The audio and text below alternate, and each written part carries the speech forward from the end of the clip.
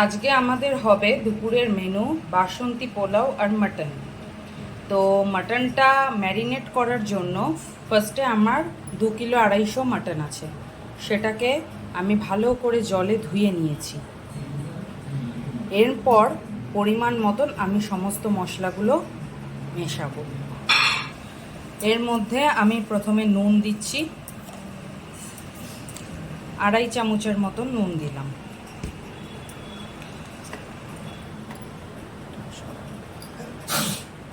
এরপর দিচ্ছি হলুদ গুঁড়ো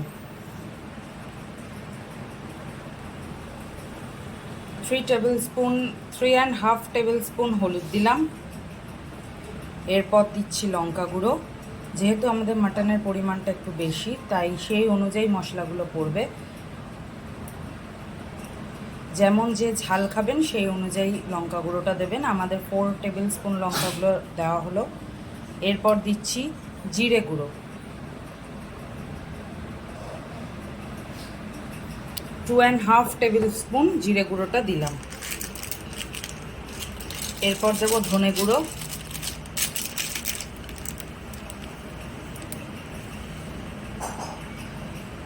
1 চামচ,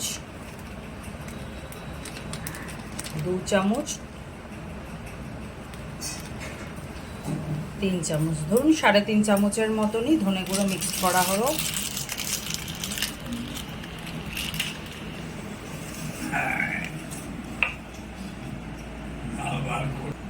এরপর দেব রসুন আর একটু সামান্য পেঁয়াজ, সেটা বেটে রেখেছিলাম, সেটা পেস্ট,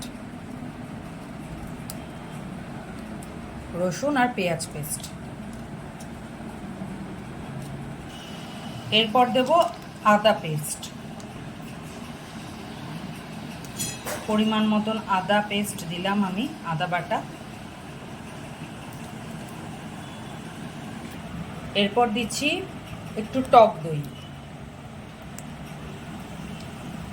পরিমাণ মতন দেবেন। আর দেব সামান্য একটু সর্ষের তেল। এবার ভালো করে এটাকে ম্যারিনেট করব।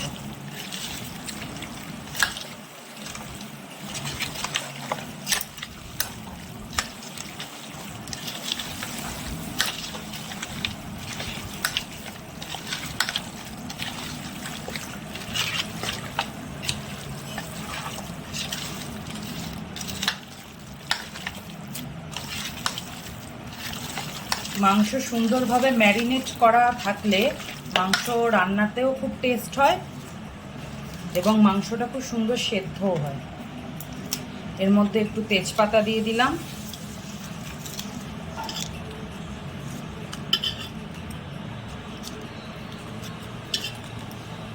কয়েকটা তেজপাতা এর সাথে মিক্স করে দিলাম। ভালো করে মাখানো হচ্ছে মাংসটা।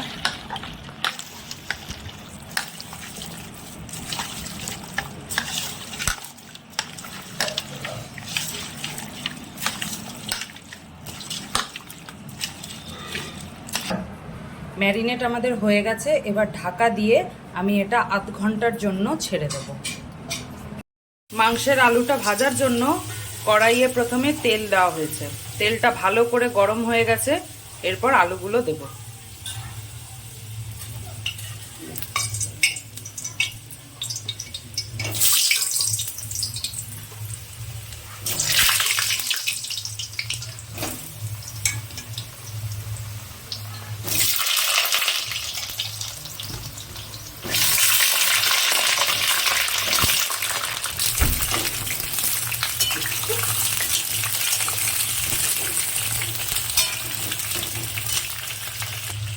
পরিমাণ মতো নুন দিলাম আলুটা ভাজার জন্য, সামান্য একটু হলুদ দিলাম।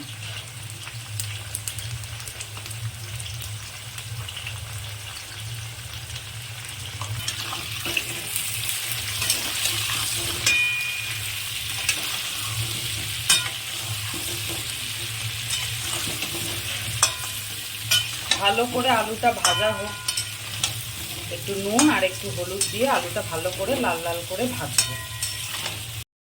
আলুটা আমার ভালো করে ভাজা হয়ে গেছে, এবার আমি আলুগুলোকে তুলে নিচ্ছি।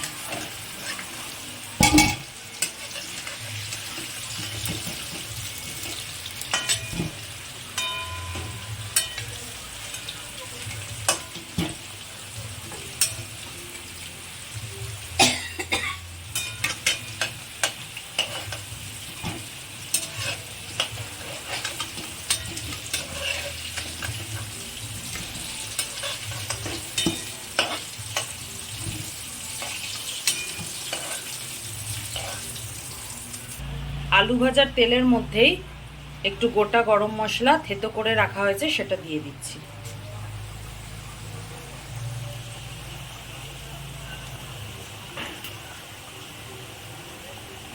এরপর পেঁয়াজগুলোকে দিয়ে দেব,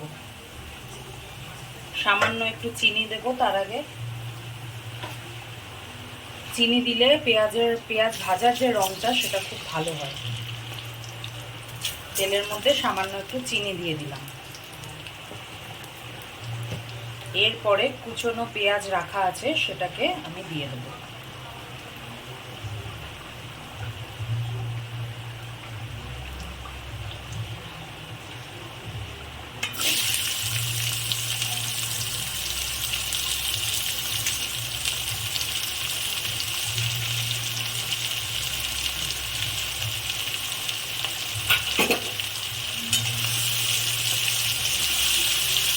ভালো করে এবার পেঁয়াজটা ভাজা হবে।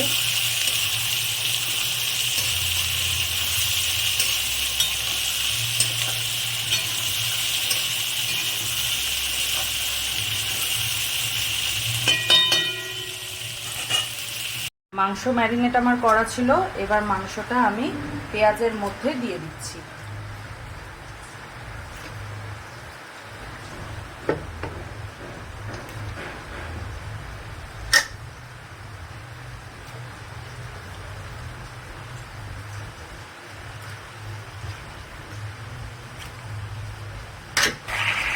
মাংসটা এবার ভালো করে কষানো হবে।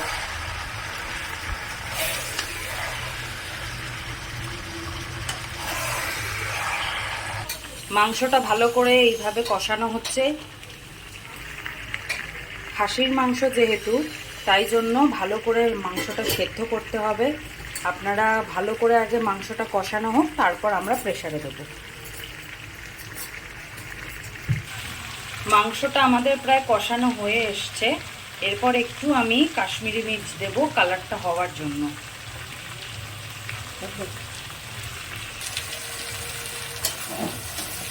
মাংসটা দেখুন কি সুন্দর তেলগুলো ছেড়ে গেছে।